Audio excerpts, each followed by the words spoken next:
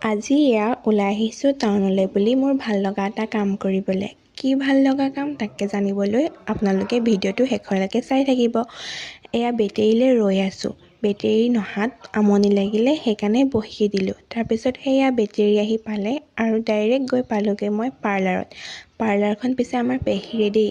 পাৰ্লাৰত আহিছোঁ যেতিয়া গম পাইছেই, চুলি ষ্ট্ৰেট কৰিবলৈ আহিছোঁ।